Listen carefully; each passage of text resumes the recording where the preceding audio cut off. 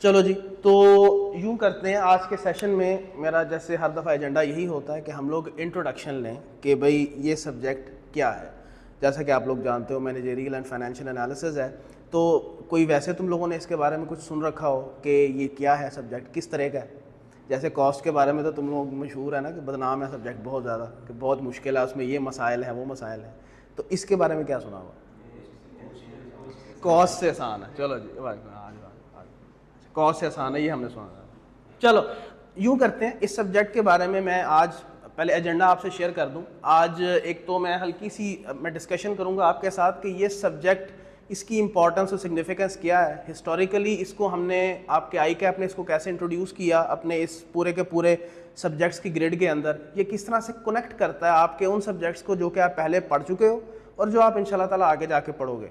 तो एक तो इसकी सिग्निफिकेंस देखेंगे हम, फिर उसके बाद हम इसकी ग्रेड देखेंगे कि इसके अंदर ICAP क्या क्या टेस्ट करेगा, आप क्या पढ़ रहे होगे इसके अंदर, इसका टेस्टिंग स्टाइल क्या है, हर जो एरिया है उसके मार्क्स क्या हैं, हम किस तरह से इसको लेके चलेंगे, कौन सी बुक फॉलो करेंगे, हमारा टेस्ट का क्या प्लान होगा, इंशाल्लाह ताला कब तक इसको वाइंड अप कर लेंगे, हमारी आपस में कॉरस्पॉन्डेंस जो है वो डिफरेंट चीज़ों के हवाले से किस तरह से रहेगी। ठीक है, इस तरह की कुछ हमारी गुफ्तगू यहाँ पे होगी। हमने कैसे मेक श्योर करना है कि हम लोग इंशाल्लाह ताला इसको पास करें। जैसे हम लोग कॉस्ट एंड मैनेजमेंट अकाउंटिंग जब शुरू करते हैं तो वहाँ भी बेटा हम लोग ये बात बड़ी कह लो कि बड़ी वाइटल होती है कि शुरू से ही ये चीज़ बेटा आइडेंटिफाई हो जाए कि ये सब्जेक्ट जो है किस नोयत का है, ताकि आप अपनी एफर्ट्स उस लिहाज से डायरेक्ट करें। जैसे हमने शुरू दिन से बेटा तय कर लिया था कि कॉस्ट एंड मैनेजमेंट अकाउंटिंग में कहीं पर रट्टा नहीं चलता। बता दो आप मुझे, चलता नहीं चलता?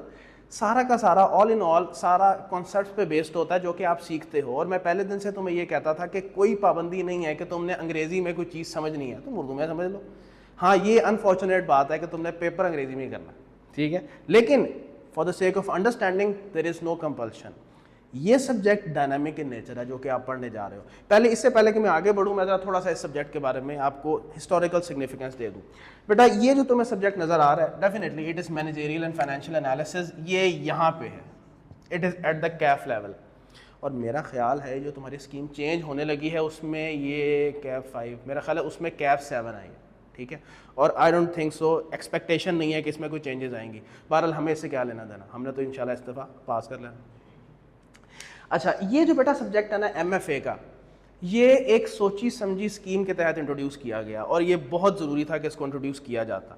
उसकी रीज़न ये थी कि हम जितने भी अदर सब्जेक्ट्स की बात करें, उन सब्जेक्ट्स के बेसिक लेवल पे कोई ना कोई सब्जेक्ट है जिसमें बच्चा इंट्रोड्यूस हो जाता है कि इस सब्जेक्ट में आप क्या पढ़ोगे एडवांस लेवल पे जाके। और फिर एडवांस लेवल का भी सब्जेक्ट होता था। जैसे तुम सबसे पहले तुम्हारा जो ऑल मोस्ट फेवरेट सब्जेक्ट है अकाउंटिंग, वो तो खैर खाना ख़राब 4 लेवल पे टेस्ट होता है। क्या ख्याल है? पहले तुम इंट्रो टू अकाउंटिंग पढ़ते हो, फिर तुम FAR 1 पढ़ते हो, फिर तुम FAR 2 पढ़ते हो, फिर जाके आगे जाके एडवांस फाइनेंशियल रिपोर्टिंग पढ़ोगे जाके, राइट। तुम टैक्स की मिसाल ले लो, कैफ 2 पढ़ते हो कि नहीं पढ़ते? टैक्स प्रैक्टिसेस पढ़ते हो, जिससे तुम अच्छा खासा, क्या मैं कहता हूँ यूनिवर्सिटीज़ में उसका 10% भी नहीं पढ़ाया जाता, अच्छा खासा नॉलेज आपके पास आ जाता है कैफ 2 में। और फिर तुम आगे जाके CFAP 5 CFAP के लेवल पे एडवांस टैक्सेशन पढ़ोगे। तो यहाँ पे भी ऐसे ही था। ऑडिट देख लो, ऑडिट क्या कैफ 8 है ना, कैफ 8। तुम यहाँ पे भाई बेसिक ऑडिट पढ़ते हो, और बेसिक नहीं होता, अच्छा खासा होता है। और फिर तुम आगे जाके एडवांस ऑडिट पढ़ते हो। कंपनी लॉ की मिसाल ले लो, पहले तुम क्या पढ़ते हो? कंपनी लॉ, और मेरा ख्याल है अभी हो गया मर्ज के नहीं हुआ, ये अलग-अलग ही है, अलग, चलो अलग-अलग ही, क्योंकि आगे मर्ज हो जाना। तो बहरहाल कंपनी लॉ पहले पढ़ते हो, फिर आगे जाके तुमने CFAP 2 पढ़ना है, कॉर्पोरेट लॉज पढ़ना है। हर सब्जेक्ट का बेसिक लेवल पे इंट्रोडक्टरी सब्जेक्ट था और एडवांस लेवल पे सब्जेक्ट था। और बच्चे को मालूम था कि भाई मैं अब जो सब्जेक्ट CFAP में पढ़ने जा रहा हूँ, जब आप आर्टिकल्स के साथ पढ़ते हो तो आपको मालूम होता है कि भाई इसमें ये होगा। एक वाहिद सब्जेक्ट था CFAP 4, जिसको हम कहते हैं भाई BFD, बिजनेस फाइनेंस डिसीजंस। ये एक वाहिद सब्जेक्ट था जिसके हवाले से कोई इंट्रोडक्टरी सब्जेक्ट कैफ लेवल पे होता ही नहीं था। बच्चे को सीधा इस सब्जेक्ट में जाके पता चलता था कि मैंने पढ़ना क्या है। अचानक से उसके माथे पे इन्वेस्टमेंट अप्रेजल बजती थी, आगे सोर्सेज ऑफ फाइनेंस बजते थे, कॉस्ट ऑफ कैपिटल आती थी उसके सामने। वो कहता था यार ये क्या चीज़ें हैं। Although it was very it's very, मैं इसको एज अ टीचर भी और एज अ स्टूडेंट भी बड़ा एंजॉय करता था, लेकिन एक गैप मौजूद था कि यार इस सब्जेक्ट को इंट्रोड्यूस करने के लिए कोई भी सब्जेक्ट नीचे कैफ लेवल पे एग्जिस्ट नहीं करता। कैफ का इन्होंने इंट्रोड्यूस किया था 2014 में, उससे पहले मॉड्यूल सिस्टम हुआ करता था, तो किसी मॉड्यूल में कोई सब्जेक्ट नहीं था। आप अगर पैरेलल बॉडीज में जाके देखें तो वहाँ पे एक अलग से सब्जेक्ट मौजूद होता है। आप ACCA की बात कर लो तो जैसे BFD है, वहाँ पे है advance financial management, that is P4, और उसका इंट्रोडक्टरी लेवल F सीरीज में सब्जेक्ट है F9 फाइनेंशियल मैनेजमेंट। इसी तरह से आप ICW की बात करें, वहाँ पे जो एडवांस फाइनेंशियल मैनेजमेंट है उसका बेसिक लेवल पे फाइनेंशियल मैनेजमेंट का सब्जेक्ट है। आप सीमा की बात करें जो कि आप मेरा ख्याल है वो अब CPA में कन्वर्ट हो गया, उसके साथ मर्ज हो गया, वहाँ भी बेसिक लेवल पे परफॉर्मेंस मैनेजमेंट एग्जिस्ट करती है। ये मैं पैरेलल बॉडीज़ की बात कर रहा हूँ। तो इस स्कीम को जब उन्होंने देखा, उन्होंने कहा कि यार हमें भी कोई ऐसा स्टेप लेना चाहिए कि जो बच्चा BFD में पढ़ेगा ना, उसका कोई ना कोई फ्लेवर हम कम से कम कैफ लेवल पे इंट्रोड्यूस करें, ताकि बच्चे को पता हो कि ये ऊपर जाके कहाँ पढ़ेगा और क्या पढ़ेगा। अकॉर्डिंगली 2014 में जब ICAP ने ये जो PRC तो अब हुआ है, पहले AFC होता था, AFC कैफ इंट्रोड्यूस किया, CFAP इंट्रोड्यूस किया, और कैफ के अंदर उन्होंने एक सब्जेक्ट बनाया कैफ 8 और उसका नाम रखा उन्होंने CM में। ये मैं बात कर रहा हूँ 2014 की। असल में आपका जो कैफ सिस्टम इंट्रोड्यूस हुआ है वो 2014 में, ठीक। इस CMA के अंदर वो सारे टॉपिक्स थे जो कि तुम अभी पढ़ के आए हो, पास करके आए हो, राइट। उसके अलावा इस कैफ 8 के अंदर था इन्वेस्टमेंट अप्रेजल। आसान करने के लिए अभी तुम्हें बता देता हूँ, लॉन्ग टर्म डिसीजन मेकिंग। अभी तुम CMA में पढ़ के आए हो ना, रेलेवेंट कॉस्टिंग पढ़ी है, और उसके बाद तुमने डिसीजन मेकिंग पढ़ी है। वो डिसीजन मेकिंग थी शॉर्ट टर्म डिसीजन मेकिंग। मैंने अपने स्टूडेंट्स को तो खैर उस तरह से जैसे बताया था, मैं वहीं से इसको कंटिन्यू करवाऊंगा। मैंने उस वक्त भी बताया था कि एक शॉर्ट टर्म डिसीजन मेकिंग होती है, एक लॉन्ग टर्म डिसीजन मेकिंग होती है। तो लॉन्ग टर्म डिसीजन मेकिंग इसके अंदर भी शामिल थी पहले, ठीक। फिर इसके अलावा यहाँ पे एक और टॉपिक था जिसको हम कहते थे बजटिंग, और भी एक दो टॉपिक्स थे, इवन इसके अंदर बजटिंग था, और भी एक दो टॉपिक्स थे जिसमें आप सोर्सेज ऑफ फाइनेंस, वो भी इसके अंदर उन्होंने डाला हुआ था। सोर्सेज ऑफ फाइनेंस था, एक दो और टॉपिक्स थे इसके अंदर, जिसकी वजह से ये एक जिन बन गया था। लेकिन कम से कम ICAP को अब एक सब्जेक्ट मिल गया था जिसके अंदर बच्चा कुछ ना कुछ फ्लेवर ले रहा था इन 3 टॉपिक्स के अंदाज में, जो कि उसने आगे जाके CFAP 4 यानी BFD में पढ़ना था, क्योंकि BFD में भी जाके आपका बजटिंग था। अब खैर बजटिंग कहाँ है मैं अभी आपके साथ डिस्कस करता हूँ। ये ICAP ने 2014 में स्टेप लिया, लेकिन it was an intermediate step, क्योंकि अलग से सब्जेक्ट तो नहीं था वो। क्या ख्याल है, ये तो कॉस्ट एंड मैनेजमेंट अकाउंटिंग के अंदर ही कुछ टॉपिक्स ICAP ने इंक्लूड किए ना, लेकिन इससे तिश्नगी पूरी नहीं हुई। फिर ICAP ने ये किया कि 2021 में जब स्कीम रिवाइज की कैफ की, तो फिर ICAP ने एक डेडिकेटेड सब्जेक्ट क्रिएट किया, और उसको ICAP ने क्या कहा, ये managerial and financial analysis. ICAP ने कहा हम एक सेपरेट सब्जेक्ट निकालते हैं, और करेंगे क्या। ICAP ने कहा कि आपका ना एक और सब्जेक्ट है, उसका नाम है BMBS। याद है किसी को, वो कैफ 4 होता था, ये 2021 की बात कर रहा हूँ। BMBS था business management and behavioural studies, जो कि अब तुम्हारा कैफ 4 मेरा ख्याल है कंपनी लॉ है, ये बिजनेस लॉ है, बिजनेस लॉ है। तो पहले BMBS होता था, business management and behavioural studies. ICAP ने कहा कि हम यूं करते हैं कि ना ये कैफ 6 बनाते हैं और इसके ना 2 पोर्शंस बना देते हैं। एक को कहते हैं मैनेजेरियल, एक इसका पोर्शन होगा मैनेजेरियल, और एक इसका पोर्शन होगा फाइनेंशियल, ठीक। ये 2 पोर्शन बना दिए। इसके अंदर सारी की सारी उन्होंने BMBS शामिल कर दी। BMBS फिर उन्होंने एलिमिनेट ही कर दिया, तुम्हारी एग्जिस्टिंग स्कीम में कोई BMBS शामिल नहीं है। इसके अंदर से उन्होंने BS को एक्सक्लूड कर दिया, उन्होंने कहा ये इसको हम CA से निकाल ही देते हैं, और BM का पूरा पोर्शन उठा के किसमें डाल देते हैं, मैनेजेरियल में, और उन्होंने पूरा सब्जेक्ट ही एलिमिनेट कर दिया। और जो फाइनेंशियल पोर्शन था उसमें उन्होंने अच्छे खासे वो टॉपिक्स शामिल कर दिए जो कि बच्चे ने आगे जाके किसमें पढ़ने हैं, बिजनेस फाइनेंस डिसीजंस। और इसमें क्या क्या शामिल कर दिया, इसमें इन्वेस्टमेंट अप्रेजल भी शामिल कर दिया, इसमें सोर्सेज ऑफ फाइनेंस, बहुत शॉर्ट करके लिख रहा हूँ, अभी हमने बहुत डिटेल में पढ़ना है, सोर्सेज ऑफ फाइनेंस भी शामिल कर दिया। इसके अंदर वर्किंग कैपिटल मैनेजमेंट भी शामिल कर दी, और इंटरेस्टिंगली इस वर्किंग कैपिटल मैनेजमेंट को BFD से निकाल ही दिया और सारी की सारी यहाँ पे शामिल कर दी, ठीक। फिर इसके अंदर उन्होंने बजटिंग भी शामिल कर दी, और इंटरेस्टिंगली यही बजटिंग उन्होंने यहां से एक्सक्लूड कर दी और सारी की सारी बजटिंग यहां इंट्रोड्यूस कर दी। फिर इसके अलावा एक और टॉपिक शामिल कर दिया, फाइनेंशियल रिस्क मैनेजमेंट। ये जो टॉपिक्स है ना सर, इंटरेस्टिंगली, जो कि अब इन्होंने एमएफए में कवर किए हैं। अब ये टॉपिक्स पढ़ने के बाद बच्चा जब बीएफडी की क्लास में बैठता है ना सीफैप में, उसके पास अच्छा खासा प्रायर नॉलेज होता है और वो एक मेच्योर लेवल पे खड़ा होता है in comparison to a previous student जो कि जब बीएफडी में बैठता था तो बिल्कुल ऑलमोस्ट ब्लैंक फेस के साथ बैठता था, उसको पता ही नहीं होता था कि इस सब्जेक्ट में क्या है। तो ये एक ओवरऑल हिस्टोरिकल सिग्निफिकेंस है इस पर्टिकुलर सब्जेक्ट की। और अभी हम पढ़ते हैं सारा का सारा, भी मैं आपके साथ शेयर करता हूँ कि इसके अंदर टोटल पार्ट्स इसके कितने हैं, इसकी सिलेबस में क्या क्या सब टॉपिक्स हैं, वो सब उनको देखते हैं हम लोग। लेकिन ये इसकी हिस्टोरिकल सिग्निफिकेंस है and it is not expected कि हमारा जो नई स्कीम है इसमें कोई चेंजेस होंगी। इवन जो CM में है वो नाम शाम चेंज किया उन्होंने, मैनेजमेंट अकाउंटिंग कर दी है। 99% चांसेस है there are no changes in the syllabus. ठीक है सर। तो इवन इसके अंदर भी कोई चेंज इंशाल्लाह ताला होने नहीं लगा क्योंकि ये तो वैसे ही नया नया सब्जेक्ट है और अभी इतना ज़्यादा मेच्योर भी नहीं हुआ, क्योंकि मेरा ख्याल है अभी तक 6-7 अटैम्प्ट्स इसकी गुजरी हैं। So it's not that mature subject. ठीक है ना सर। तो अब हम यूँ करते हैं कि मैं ज़रा इसकी यहाँ पे ग्रेड डेवलप करता हूँ ताकि हम लोग ज़रा स्टडी करें और थोड़ा सा ज़रा जानने की कोशिश करें कि इस सब्जेक्ट में टॉपिक्स किस तरह के हैं और उनमें है क्या क्या। जाहिर है हम सारे टॉपिक्स को तो एज सच शायद इंट्रोडक्टरी लेवल पे ना देख सकें, क्योंकि कुछ टॉपिक्स ऐसे हैं जो कि अभी थोड़े से प्री मेच्योर होंगे। मैं इस लेवल पे डिस्कस करूंगा तो आपके लिए इतना वो फ़ायदेमंद साबित नहीं होगा, क्योंकि उसके लिए थोड़ा सा ज़रा डिटेल नॉलेज चाहिए होता है। तो मुझे ज़रा सिर्फ 1 से 2 मिनट दें, let me draw the structure for you, फिर मैं आपके साथ डिस्कशन करता हूँ।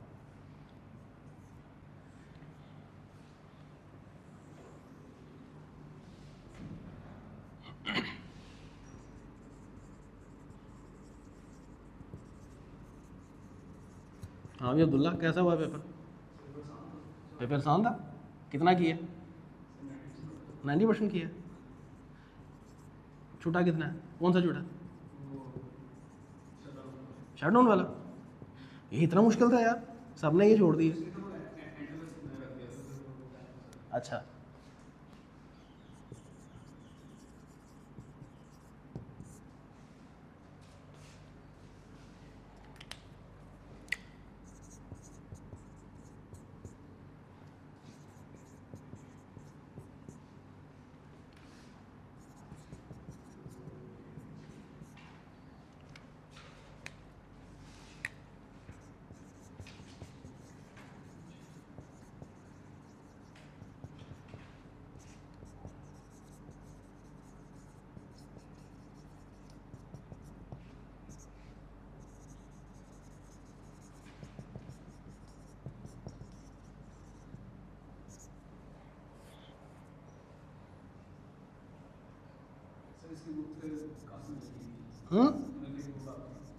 सारा भी बता देते हैं।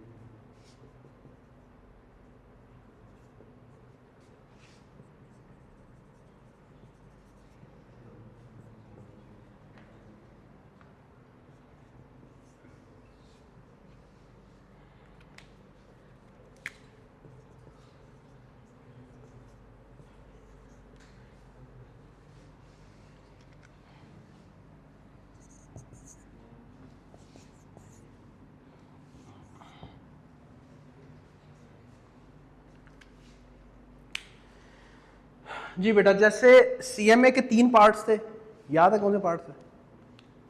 चलो भाड़ में जाए, जो भी हो, ये तो रिजल्ट के बाद देखेंगे कि क्या करना है हमने। तो ऐसे ही इसके भी 3 पार्ट्स हैं, ठीक है ना सर? क्या क्या पार्ट्स हैं? Managerial analysis part A, part B financial analysis and risk management, and part C budgeting, ठीक है सर? चले मैं ज़रा उधर से शुरू करता हूँ, बजटिंग से। ये ज़रा इधर से ये देख लो कि इनकी वेटेज टेस्टिंग की कितनी कितनी है। बजटिंग जो है that will be tested with in the bracket of 25 से 35, यानी कि आई कैप का जो एग्जामिनर जब टेस्टिंग करेगा तो किस में से कितनी कितनी की टेस्टिंग कर सकता है। सो ये इस तरह से है। अभी तक मैं अगर पास्ट एनालिसिस करूँ तो मुझे कमोबेश हर पेपर में, मे बी एक आध पेपर में हल्की फुल्की डेविएशन के साथ हर एक पेपर में मुझे कंप्लाइंस ही नज़र आती है, ठीक है? तो इसमें भी कंप्लाइंस ही है। एक मिनट मैं कंफर्म भी कर लूँ, क्योंकि मैं कल इसका एनालिसिस कर रहा था। हाँ, तो let me start from there. अभी मैं जब इसको कंक्लूड करूंगा तो मैं बताऊंगा कि कौन सा एरिया है जिसमें से सवाल आता ही आता है, आपकी उसे जाने नहीं छूट सकती, ठीक है जी? सबसे पहले बजटिंग से शुरू करते हैं। इसका पहला टॉपिक कौन सा है सर? Investment appraisal. मैंने अभी कुछ देर पहले बताया है कि ये टेक्निकली क्या है? Long term decision making. भाई मैंने आपको बताया था डिसीजन मेकिंग की जड़ों में कौन बैठा हुआ है?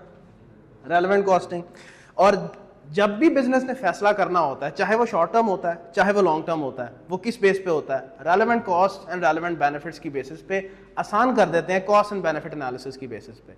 और मैंने उस वक्त भी डिफाइन किया था, शॉर्ट टर्म डिसीजंस वो होते हैं कि जिनसे एसोसिएटेड कॉस्ट और बेनिफिट्स या तो वन ऑफ होते हैं या एक साल के अंदर अंदर ही होते हैं। और मैंने उस वक्त भी डिफाइन किया था, लॉन्ग टर्म डिसीजंस वो होते हैं जिनके साथ कॉस्ट और बेनिफिट्स एक साल से ज़्यादा तक प्रोलॉन्ग करते हैं। ये खैर से आपका investment appraisal long term decision making है, जिसमें शुरू में क्या हो रहा होगा?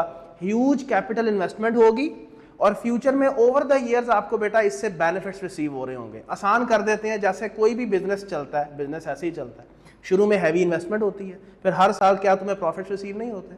That's how the business actually works. तो हमने करना क्या होगा? देखो नाम से जाहिर है, इन्वेस्टमेंट अप्रेजल। अप्रेजल किसको कहते हैं?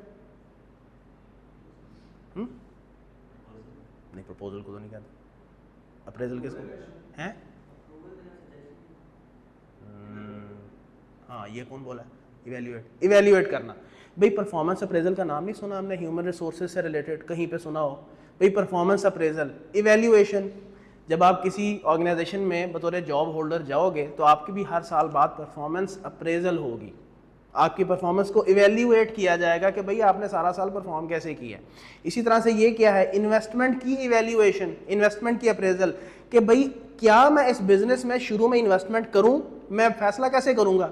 शुरू में investment that will be capital outflow, that will be a cost, और फ्यूचर में बेनिफिट्स रिसीव हो रहे होंगे। और बेनिफिट्स क्या होंगे? जैसे कोई भी बिजनेस नेट प्रॉफिट जनरेट करता है, तो मैं उस बिजनेस की तरफ जाऊंगा जिससे फ्यूचर में जो नेट बेनिफिट्स हैं वो मेरी कॉस्ट से ज़्यादा होंगे। I will definitely go for that particular investment, I will go for that particular project. Short term decision making में छोटे छोटे मुन्ने मुन्ने कॉन्ट्रैक्ट्स होते थे, 3 माह के, 4 माह के। यहाँ पे प्रोजेक्ट्स होंगे बड़े बड़े, कोई 5 साल का, कोई 6 साल का। So I will be making the evaluation of the different investments कि is it financially feasible to go for this particular investment और नॉट। मैं आज इतना बड़ा, भाई देखो ना, बिजनेस शुरू करते हो तो लैंड आपको ऑक्यूपाई करनी पड़ती है, बिल्डिंग का स्ट्रक्चर खड़ा करना पड़ता है। ये देखो ना, इसी इदारे की मिसाल ले लो, हर रूम्स के अंदर ये देखो एयर कंडीशनिंग, सारे फिक्स्ड एसेट्स लगाने पड़ते हैं। शुरू में अच्छी खासी इन्वेस्टमेंट होती है, फिर जाके फ्यूचर में नेट प्रॉफिट जनरेट होते हैं। So should I go for that? ये हम कहाँ पे पढ़ेंगे बेटा? इन्वेस्टमेंट अप्रेजल में। और कुछ टूल्स हैं जिसके जरिए से हम डिफरेंट इन्वेस्टमेंट्स को इवेल्युएट किया करेंगे। कुछ के तुमने नाम सुने भी हुए हैं, शायद तुम बता भी दो। नेट प्रेजेंट वैल्यू, एनपीवी का नाम सुना हुआ?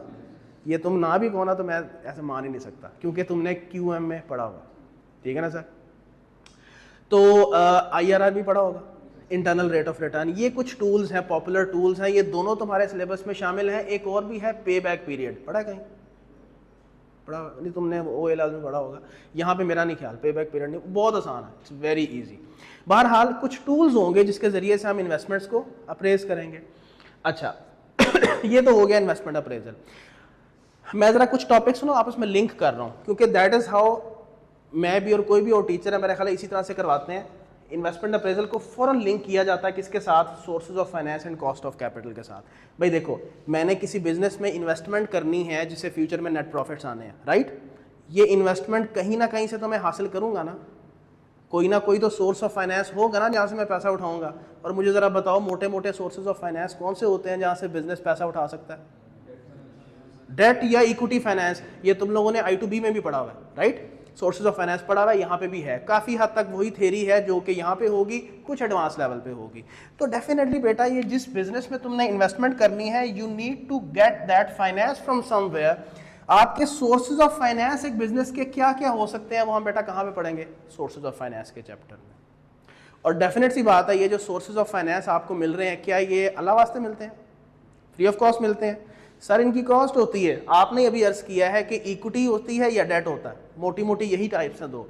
तो इक्विटी की क्या कॉस्ट होती है? मैंने अगर भाई आसान कर लेते हैं, मैं पैसा कहाँ से उठा सकता हूँ ताकि इन्वेस्टमेंट कर सकूँ? या मालिकों से उठाऊंगा पैसा या लेंडर से उठाऊंगा पैसा? मालिकों से उठाऊंगा तो मुझे बतौर बिजनेस क्या लौटाना पड़ेगा? उनको डिविडेंड्स। और अगर मैं लेंडर से पैसा उठाऊंगा तो मुझे उनको इंटरेस्ट लौटाना पड़ेगा। So there is a cost for that. तो ये जो सोर्सेज ऑफ फाइनेंस पढ़ रहे हैं, इनकी कॉस्ट क्या है सर? कहाँ पढ़ेंगे उसको? कॉस्ट ऑफ दैट कैपिटल के अंदर। ठीक है सर। लिंकेज क्या है अभी उसको छोड़ दें, अभी मैं सिर्फ हल्का हल्का बता रहा हूँ जितना आप लोगों के लिए अभी के लिए जानना जरूरी है। ठीक हो गया सर? तो इतनी बात हो गई। फिर उसके अलावा वर्किंग कैपिटल मैनेजमेंट में बेटा तुम क्या पढ़ोगे? एनी वन ऑफ यू जो मुझे हल्का सा बता सकता है कि वर्किंग कैपिटल क्या होता है? बस फॉर्मूला नहीं बताना। बेहतरीन आसान लफ्जों में, भाई बिजनेस को अपने operations, day to day operations run करने के लिए जो पैसा चाहिए। और आसान कर देता हूं, भाई जब भी तुम एक बिजनेस शुरू करते हो, अभी मैंने इन्वेस्टमेंट अप्रेजल में भी इसको कवर करना है, जब एक बिजनेस शुरू करते हो तो एक तो तुम्हें पैसा चाहिए होता है उसका स्ट्रक्चर खड़ा करने के लिए। जैसे तुम रिटेल स्टोर की मिसाल ले लो, ये जहाँ से तुम ग्रोसरी वगैरह करते हो, वो रिटेल स्टोर पूरा स्ट्रक्चर खड़ा हुआ होता है ना, एक बिजनेस मॉडल है। क्या ख्याल है? शुरू में तो अच्छी खासी इन्वेस्टमेंट हो गई उस पूरे स्ट्रक्चर को खड़ा करने में। उसके बाद वो भी तो पैसा चाहिए जिससे तुम असल में प्रॉफिट्स कमाओगे। वो जो तुमने इन्वेंट्री ला के बेचनी है उसके लिए पैसा नहीं चाहिए। किसी छोटे से दुकानदार से कभी पूछना या उसको बात करते सुनना, वो तुम्हें बताएगा कि मैंने किराना स्टोर खोलना है, इसमें फॉर एग्जांपल 5 लाख की इन्वेस्टमेंट है और इस 5 लाख में से 1 लाख रुपए का तो माल आना है जो तुम ला के आगे बेचोगे। तुम्हें वो भी तो कैपिटल चाहिए जो कि तुमने लाना है और उसको आगे बेचना है किसी प्रॉफिट के ऊपर, ताकि तुम अपना बिजनेस चला सको। ठीक है ना सर? तो वर्किंग कैपिटल क्या है? वो कैपिटल जो कि आपको चाहिए in order to run the day to day operations of a business. तो उस कैपिटल को मैनेज कैसे करना है वो बेटा हम कहाँ पे पढ़ रहे होंगे? वर्किंग कैपिटल मैनेजमेंट के अंदर। वो need to make this thing sure कि हमारे कैश में कहीं शॉर्टेजेस नहीं होनी चाहिए हमारा। क्योंकि देखो एक ना साइकिल होता है, बिजनेस जब अपने ऑपरेशंस को रन करता है ना, तो एक साइकिल क्या है कि भाई तुमने क्रेडिट पे कोई चीज़ परचेज की, ठीक हो गया, और आपके सप्लायर ने आपको क्रेडिट पीरियड प्रोवाइड कर दिया, फॉर एग्जांपल 2 महीने का। आपने, मैं एक मैन्युफैक्चरर की बात कर रहा हूँ, आपने वो रॉ मटेरियल खरीदा, उसको आप किस में कन्वर्ट करोगे? पहले वो वर्क इन प्रोसेस में एंटर होगा, उसमें कुछ टाइम लगेगा। वर्क इन प्रोसेस से वो कन्वर्ट होकर किस में जाएगा? फिनिश गुड्स में। फिनिश गुड्स में जब तुम अपने कस्टमर को बेचोगे तो देयर आर ह्यूज चांसेस कि तुम उसको भी क्रेडिट पे बेचोगे। ये सारी चीज़ें अपनी अपनी जगह पे टाइम ले रही हैं। फिर वो यानी फिनिश गुड्स किस में कन्वर्ट हुआ? रिसीवेबल्स में। फिर रिसीवेबल्स भी रिकवर करने में टाइम लेता है। क्या ख्याल है? तो मैंने तो अपने सप्लायर से टाइम लिया था कितनी देर का? 2 माह का। और रॉ मटेरियल को फिनिश गुड्स में कन्वर्ट होते होते, फिनिश गुड्स को रिसीवेबल्स में कन्वर्ट होते होते, रिसीवेबल्स को कैश में कन्वर्ट होते होते फॉर एग्जांपल 4 माह लग गए। मैंने तो 2 माह बाद पेमेंट करनी है, तो मैं कैश कहाँ से लेके आऊँगा? सवाल आता ना ध्यान में। ये सारी मैनेजमेंट हमने कहाँ पे पढ़नी है?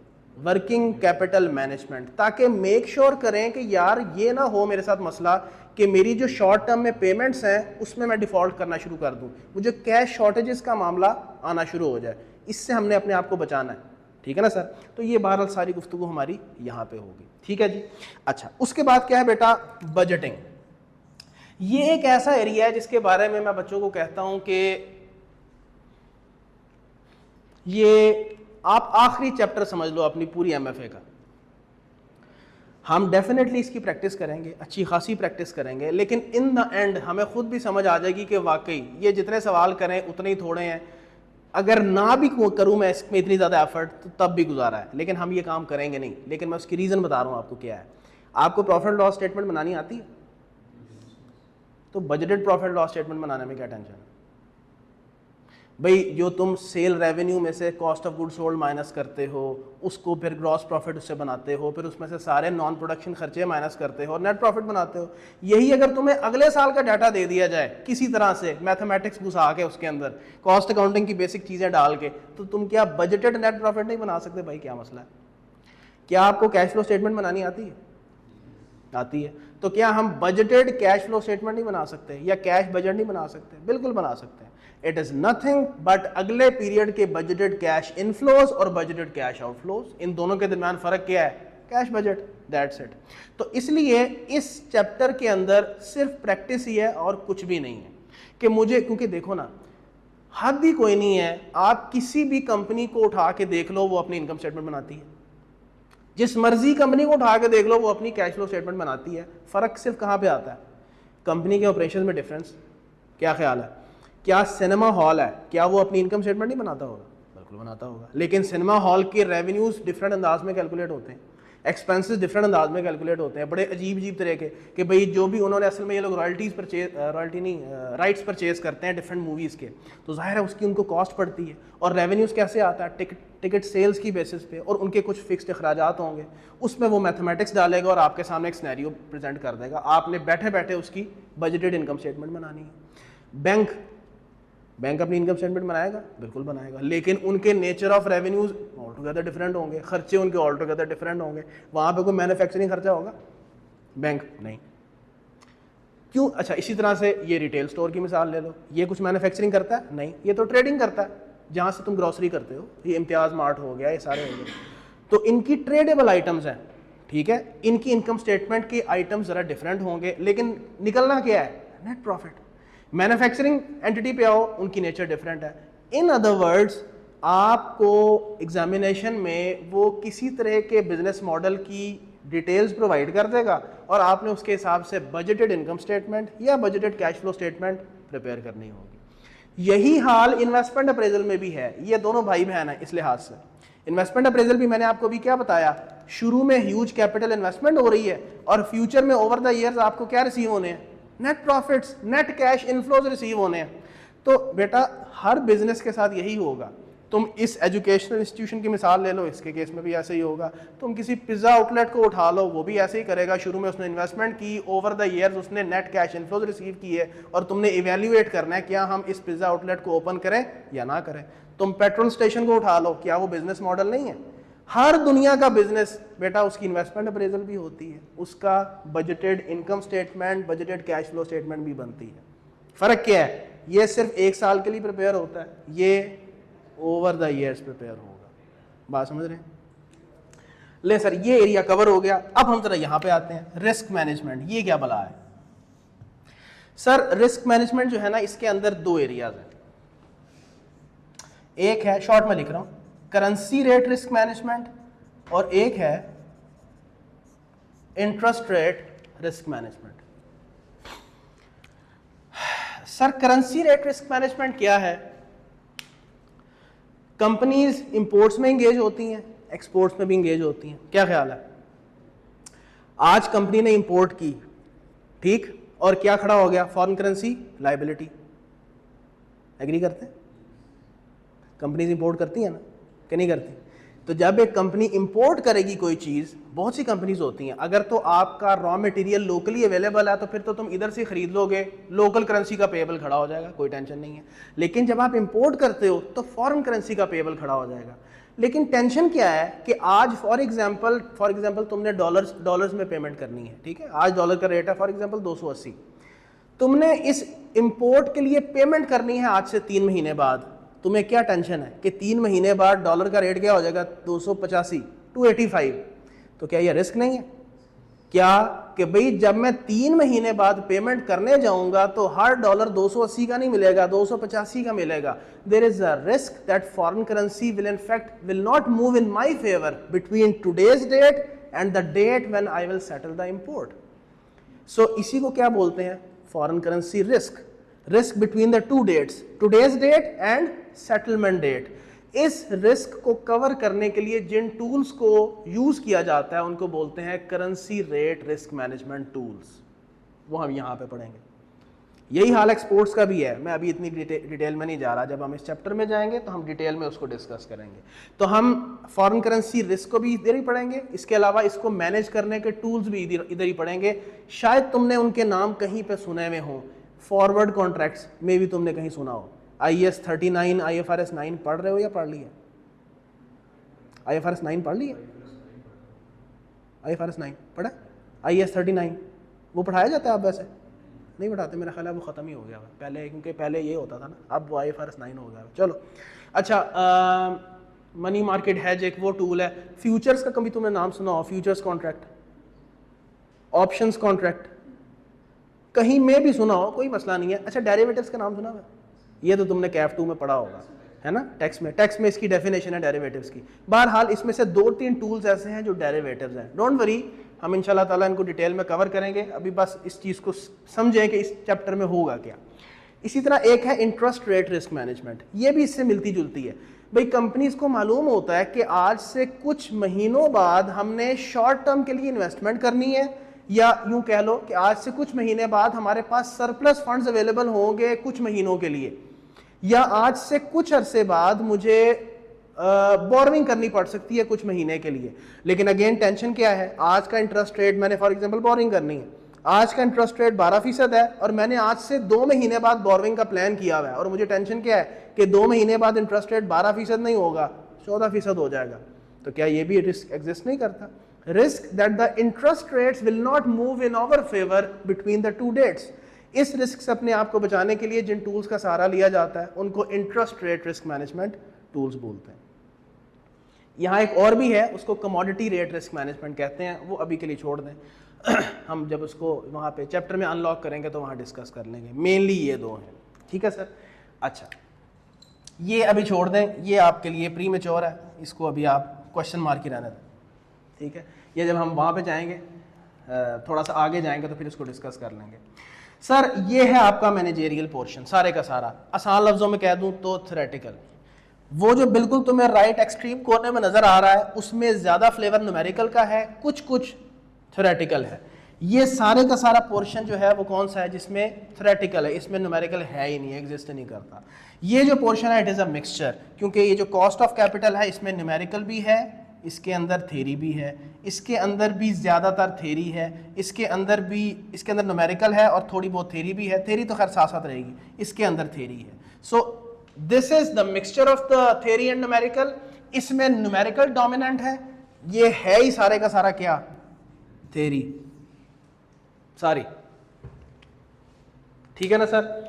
एक्सटर्नल एनालिसिस क्या है कि भाई आपकी हर ऑर्गेनाइजेशन किसी ना किसी एनवायरनमेंट में ऑपरेट कर रही है और उस एनवायरनमेंट में बेशुमार बेटा फैक्टर्स होते हैं जो कि उस बिजनेस की डिसीजन मेकिंग पे असरअंदाज हो रहे होते हैं, और तुमने ये पहले पढ़ा हुआ है। यहाँ पता क्या पढ़ेंगे, पेस्ट एनालिसिस, I2B में पढ़ा हुआ, पेस्ट एनालिसिस पढ़ा हुआ है sir, political, economic, social factors, technological factors, environment को कह रहा बहुत देर पढ़े, 5वीं जमात में पढ़ा था। एनवायरमेंटल फैक्टर्स, लीगल फैक्टर्स, ये कुछ मैंने मिसालें दी हैं। क्या करेंगे बेटा, पेस्ट एनालिसिस, इसको यहाँ पे हम अनलॉक करेंगे, ये असल में पेस्टल होता है। Political factors, environmental, economic factors, social factors, technological factors, environmental factors और लीगल फैक्टर्स। हर ऑर्गेनाइजेशन बेटा जहाँ पे भी काम कर रही होती है गिरदोनवा में कुछ पॉलिटिकल फैक्टर्स होते हैं जो कि उस बिजनेस पे असरअंदाज करते हैं। पॉलिटिकल फैक्टर से क्या मुराद है भाई, अक्सर औकात एक बिजनेस ने क्या डिसीजन लेना है कि यार हमारे जो फैक्ट्री के बाहर की रोड है ना वो बड़ी ख़राब है, तो अगर तो उनको मालूम है कि यार अगली जो पॉलिटिकल पार्टी आने लगी है ना उसका मंशूर ही ये होता है कि बस रोड्स बना दो, तो यार रुक जाओ, अभी इन्वेस्टमेंट नहीं करते, क्यों है, हमें पैसा लगाना है अपनी रोड बनाने पे, वो आएंगे उन्होंने रोड बना देनी है, तो क्यों वहाँ पैसा लगाएं। ये किस फैक्टर ने मेरे बिजनेस के डिसीजन पे इन्फ्लुएंस किया, पॉलिटिकल फैक्टर। सर इसके अलावा टैक्सेशन को भी इसी में इनकॉर्पोरेट किया जाता है। टैक्स क्या हमारे बिजनेसेस पे इम्पैक्ट नहीं करता, क्यों नहीं करता सर, हम जिस, अब देखो ना, अगर आपकी जो पॉलिटिकल पार्टी है, जो भी पॉलिटिकल पार्टी इन फोर्स है, वो ये प्लान कर रही है कि भाई हम लोग जो भी सोलर पैनल की इंडस्ट्री में एंटर होगा ना, हम उसको टैक्स रिबेट्स ऑफर करेंगे for a period of 2 years. तो बहुत से बिजनेसमैन होंगे जो कि क्या करेंगे कि यार एक ये बिजनेस में भी क्यों ना एंटर हो जाए, हम ये वाला बिजनेस तो कर ही रहे हैं, why not we should enter in the solar panel industry as well. यार वहाँ पे टैक्स ही कोई नहीं है भाई, जो भी प्रॉफिट्स होगा वो सारे के सारे हमारे होंगे। तो बहुत से बिजनेसमैन अपनी डिसीजन मेकिंग जो है वो उसके ऊपर इन्फ्लुएंस किस चीज़ का आ रहा होगा, टैक्स का इन्फ्लुएंस आ रहा होगा। ठीक है ना सर। इसी तरह मैं एग्जांपल्स ही दे रहा हूँ, बेशुमार चीज़ें इसमें और भी होंगी। इसी तरह से economic factors. Sir economic factors क्या होते हैं, जैसे फॉर एग्जांपल आपका exchange rate. Exchange rate is an economical factor. Exchange rate कैसा है, एक कंपनी जो कि अपने रॉ मटेरियल्स इंपोर्ट करती है, जब एक्सचेंज रेट चेंज होगा तो क्या उसका इंपैक्ट उसकी इंपोर्ट्स के ऊपर नहीं पड़ेगा। वो बहुत दफ़ा यहाँ पे ऐसा हुआ है प्रैक्टिकली कि कंपनीज ने ये जब नोट किया कि यार एक्सचेंज रेट हमारा इतना ज़्यादा एडवर्स हो रहा है, पीकेआर बहुत ज़्यादा वीक हो रहा है। ये गाड़ियों के केस में बहुत ज़्यादा हुआ है, ये जो यहाँ की ऑटोमोबाइल कंपनीज हैं, क्योंकि वो सारा का सारा बेटा रॉ मटेरियल कहाँ से लेते हैं, बाहर से इंपोर्ट करते हैं, और गाड़ियों का रेट कहाँ पे चला गया, बहुत ज़्यादा ऊपर चला गया। अब तो स्टैग्नेंसी आ गई भी है, उसमें रुकावट आ गई भी है। लेकिन बहुत सी कंपनीज ने ये प्लान किया कि यार बाहर से इंपोर्ट जो हम कर रहे हैं ये काम नहीं ठीक, क्योंकि हमारी कॉस्ट ऑफ इनपुट बहुत बढ़ रही है और फिर हमें अल्टीमेटली अपनी प्राइस बढ़ानी पड़ती है। प्राइस बढ़ाते हैं, कस्टमर जो है वो खरीदने के काबिल नहीं होता, हमारी चीज़ नहीं बिकती। तो उन्होंने क्या डिसाइड किया, इंपोर्ट्स बंद करो, लोकली कहीं ना कहीं से रॉ मटेरियल ढूंढने की कोशिश करें। बिजनेस ने अपना डिसीजन लिया, इसकी बेस में क्या फैक्टर था जिसने कंपनी को ये डिसीजन लेने पर मजबूर किया, इकोनॉमिकल फैक्टर। ठीक है ना सर। इसी तरह और भी बेशुमार इकोनॉमिकल फैक्टर्स होंगे। इसमें आपका इन्फ्लेशन रेट है, इन्फ्लेशन रेट बड़ा इंपॉर्टेंट इकोनॉमिकल फैक्टर होता है। जब इन्फ्लेशन रेट बढ़ता है तो बिजनेसेस को मालूम होता है कि लोगों की परचेजिंग पावर अब गिर जाएगी, परचेजिंग पावर गिरेगी तो अकॉर्डिंगली पर कंपनी सोचती हैं कि यार मेरा ख्याल है हम अपनी चीज़ों पे कुछ डिस्काउंट ऑफर कर दें। ये कंपनी के इस डिसीजन के ऊपर कौन सा फैक्टर इन्फ्लुएंस हुआ है, economical factor, that is what, inflation rate. सिर्फ मिसालें दे रहा हूँ। इसी तरह सोशल फैक्टर्स, कभी लोगों की बाइंग हैबिट्स क्या हैं, लोगों के एटीट्यूड्स क्या हैं, लाइफ स्टाइल्स क्या हैं। अब लोगों का लाइफ स्टाइल ये है कि रात को 3-3 बजे भी उठ के पिज़्ज़ा पाड़ रहे होते हैं जाके, है ना। तो अकॉर्डिंगली रेस्टोरेंट्स ने अपना टाइमिंग जो है वो 4-4 बजे तक किया हुआ है रात के, ठीक है ना, किसी वजह से किया हुआ है, क्योंकि लोगों का अब लाइफ स्टाइल चेंज हो चुका है। और भी ढेर सारी मिसालें यहाँ पे ली जा सकती हैं। इसी तरह से टेक्नोलॉजिकल फैक्टर्स हैं ढेरों। तो हम यहाँ पे क्या डिस्कस करेंगे, ये ऑर्गेनाइजेशन है, इसके गिरदो नमाम है कौन कौन से फैक्टर्स हैं जो कि इस ऑर्गेनाइजेशन के ऊपर अपना असर छोड़ेंगे। हम उस एक्सटर्नल एनालिसिस को कहाँ परफॉर्म करेंगे, उस पेस्टल एनालिसिस को कहाँ परफॉर्म करेंगे, इस चैप्टर के अंदर। ठीक हो गया सर। इसी तरह से एक इंटरनल एनालिसिस है, मैं अभी आसान करने के लिए कह देता हूँ। ये ऐसे ही है जैसे आप अपनी सीवी बनाते हो, अपनी सीवी बनाते हो ना, बना ली, कब बनाओगे, ये वाली अटेम्प्ट पास करके, चलो। बहरहाल, तो जब आप अपनी सीवी बनाते हो तो you technically take account of your strengths and weaknesses. Weakness identify करते हैं, लिखते नहीं है, लेकिन आइडेंटिफाई करते हो। सीवी बनती ही तब है जब आप अपना स्किल सेट एवेल्युएट करते हैं कि भाई मेरे पास क्या क्या स्किल्स हैं, मेरी स्ट्रेंथ्स क्या क्या हैं, मेरी वीकनेसेस क्या क्या हैं, मेरे पास अपॉर्चुनिटीज़ क्या क्या हैं, ये सारी चीज़ें। यानी कि जब आप अपने आप का एनालिसिस परफॉर्म करें ताकि आप डिफरेंट डिसीजंस ले सको, ताकि आप अपनी वीकनेसेस पे वर्क कर सको, अपने स्ट्रेंथ्स को यूटिलाइज कर सकें। यही काम कंपनी भी करती है। कंपनी, हाँ बिल्कुल, अभी वो इसके अंदर ही शामिल है। इंटरनल एनालिसिस में आपकी कंपनी क्या करती है, अपना इंटरनल एनालिसिस कि भाई हमारे पास कौन कौन से रिसोर्सेज हैं। कंपनी की स्ट्रेंथ्स क्या होती हैं, रिसोर्सेज। और रिसोर्सेज में क्या क्या शामिल है, तुमने रेलेवेंट कॉस्टिंग में भी पढ़ा हुआ है, जैसे मटेरियल होते हैं, है ना, जैसे लेबर ऑर्स पढ़ा हुआ है मैंने वहाँ पे, मशीन ऑर्स पढ़ा हुआ है। इसके अलावा फिक्स्ड एसेट्स को भी देखो ना, वो भी तो आपका रिसोर्स है, क्योंकि रिसोर्स को हमने क्या डिफाइन किया था, कोई भी चीज़ जो कि फ्यूचर में आपको बेनिफिट दे सके। तो सर फिक्स्ड एसेट से बड़ा कौन सा रिसोर्स होता है, ठीक है। तो कंपनी अपने रिसोर्सेज को देखेगी कि भाई हमारे पास कौन से रिसोर्सेज हैं। कंपनी अपनी कॉम्पिटेंसीज को देखेगी कि हमारी कौन सी कॉम्पिटेंसीज हैं। और काफ़ी मॉडल्स हैं जो कि हमें इंटरनल एनालिसिस करने में मदद देंगे, जिसमें से एक मिसाल इसने दी है, स्वॉट एनालिसिस। ये नाम सुना हुआ है, ये तो I2B में मेरा ख्याल है सुना हुआ है। Strengths, weaknesses, opportunities, threats. तो that is one of the models जो कि हम कहाँ पढ़ रहे होंगे बेटा, यहाँ पे पढ़ रहे होंगे।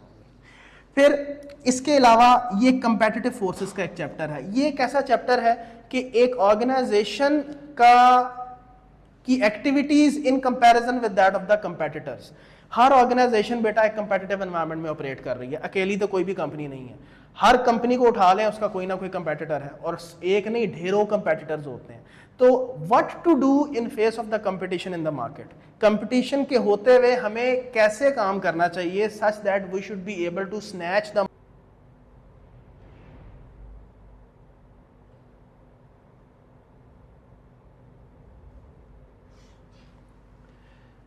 जी बेटा, any question up till now? चलो हम जरा थोड़ा पेपर पैटर्न देख लेते हैं। जैसे तुम्हारा सीएमए में पेपर की बाइफरकेशन 2 सेक्शंस में होती थी, तो यहाँ पे भी ऐसा ही है, सेक्शन ए और सेक्शन बी।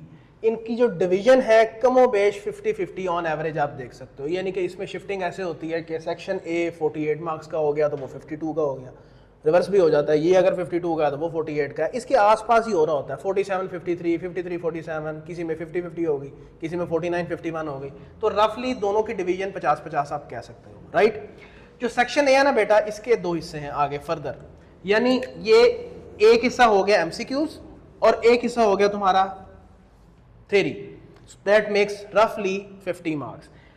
जमीन आसमान इधर उधर हो जाए, जो मर्जी हो जाए, एमसीक्यूज 15 से ज़्यादा नहीं होता है, 15 मार्क्स की बात कर रहा हूँ। अब 15 मार्क्स को वो कैसे कवर करता है, ज़्यादातर हर एमसीक्यू 1 नंबर का होता है, लेकिन 2 नंबर का भी एमसीक्यू देखा गया, 2.5 मार्क्स का भी एमसीक्यू देखा गया, 1.5 मार्क्स का भी एमसीक्यू देखा गया। एमसीक्यूज में बेटा न्यूमेरिकल्स भी हो सकते हैं, न्यूमेरिकल टाइप चीज़ें भी हो सकती हैं, ज़्यादातर थ्योरी होती हैं, ठीक। तो यहाँ से एक चीज़ पता चली कि बहुत से चैप्टर्स ऐसे होंगे जिनके अंदर पोटेंशियल होगा कि वो एमसीक्यू के तौर पे भी टेस्ट हो सकते हैं, और वो लॉन्ग क्वेश्चन यानी कि एक थ्योरी का लॉन्ग क्वेश्चन या न्यूमेरिकल के लॉन्ग क्वेश्चन के तौर पे भी टेस्ट हो सकते हैं। मैंने जो अपनी बुक डिज़ाइन किया उसके शुरू में जो मैंने पास पेपर एनालिसिस किया है, मैंने चैप्टर वाइज अलग तोड़ा हुआ है और ये भी बताया हुआ है कि इस चैप्टर में से ओटी में कितनी टेस्टिंग हुई है, ओटी मतलब ऑब्जेक्टिव टाइप एमसीक्यूज, और लॉन्ग क्वेश्चन में कितनी टेस्टिंग हुई है। तो सर 15 नंबर इसकी टेस्टिंग होती है, बाकी कमो बेश जो 35 मार्क्स हैं बेटा वो थ्योरी के शॉर्ट टू लॉन्ग क्वेश्चंस होते हैं, शॉर्ट टू लॉन्ग क्वेश्चंस होते हैं। यानी बेटा ये जो मैंने तुम्हें जैसे अभी बताया था एथिकल डिसीजन मेकिंग का सवाल है 6-7 नंबर का, वो यहाँ पे कवर हो रहा होता है, आप उसको शॉर्ट क्वेश्चन के तौर पे कह सकते हो 6-7 नंबर का, तो तुम्हें वो भी यहाँ पे नजर आएगा। इसी तरह से कोई केस स्टडी तुम्हें, जैसे पैटर्न एनालिसिस मैंने तुम्हें बताया कि एक केस स्टडी तुम्हें दे दी जाएगी, तुमने पैटर्न एनालिसिस परफॉर्म करना होगा, वो 10 नंबर का हो सकता है, 11 नंबर का हो सकता है, वो भी यहीं पे होगा। तुम्हें एक बिजनेस का केस दे दिया जाए और तुम्हें कहा जाए इसका जरा स्वॉट एनालिसिस परफॉर्म करो, वो भी यहीं पे होगा, मे बी 10 नंबर का हो, 11 नंबर का, 12 नंबर का।